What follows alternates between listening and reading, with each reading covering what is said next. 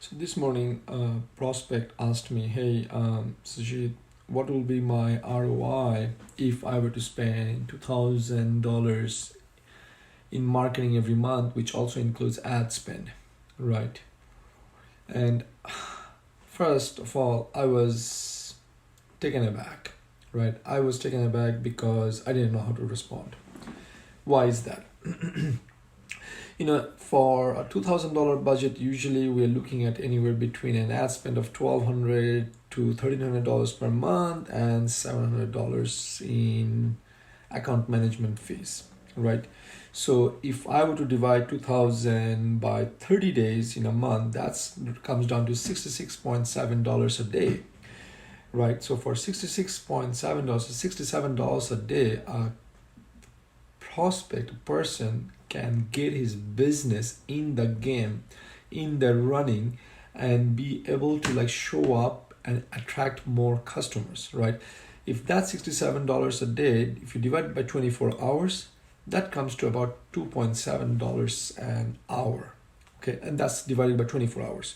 If I don't divide it by 27 hours or 24 hours, if I divide, say he's open for 10 hours a day, that comes down to $6.7 an hour. So here's my point, right? This prospect can be in this marketing game, right? And he's spending $1,200 to $1,300, and he's probably going to be paying either to Facebook or Google. So we don't make any money. We make about, say, $700. $700 divided by 30 is $23 a day. For $23 a day, he's getting access to expert help, guidance, and he's questioning his ROI, right? For $23 a day, he's getting access to expert guidance and he's asking for ROI, right? And if you divide it by 8 hours a day, that comes to not even $3 an hour. Where I'm going with this is sometimes people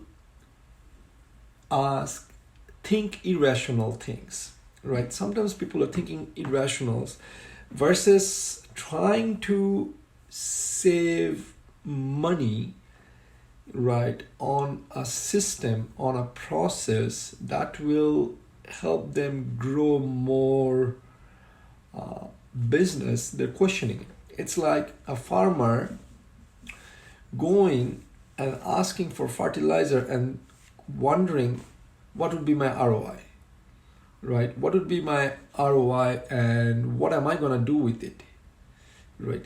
Sometimes you need to have faith in the system and just put it in. Farmers go out and plant their seed or do their thing, not asking, hey, how much yield am I going to get? They know they have some faith and things in the system and they were going to do it, put whatever it takes, and not just going to start questioning things. I mean, obviously an experienced farmer is going to know something better, but where I'm going with this is, usually that signals me that these are prospects. They're not ready for marketing, right? They're not ready for marketing. They're still believing the old system, which is fine. It's the same people who believed in yellow pages and didn't believe in websites, right? Maybe not the same people. Maybe they didn't exist, but they were probably the same mentality people. Why would I want to go invest in websites when I have yellow pages? And for those of you who are young and never seen what yellow pages are, yellow pages used to be this thick book. Literally, I'm not kidding. It used to be this thick book, like this big and this big, yellow in color, and it used to have all the business name and addresses listed alphabetically. It's the directory, right? And every household used to get one. A lot of the old people says, oh, website is just a fad, we don't need websites. And look, nowadays we cannot do without websites, right?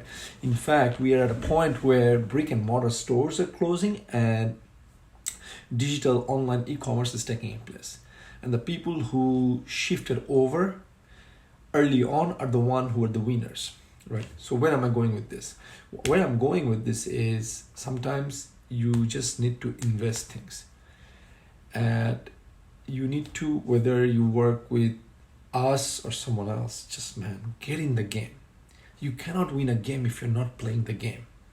And if you're not playing the game, you wouldn't know what works and what doesn't work. And you cannot just always be waiting in the sideline and thinking, oh, what's my ROI? Am I going to win this? If I'm not going to win it, I'm not going to play it. If I'm going to lose $500 a month.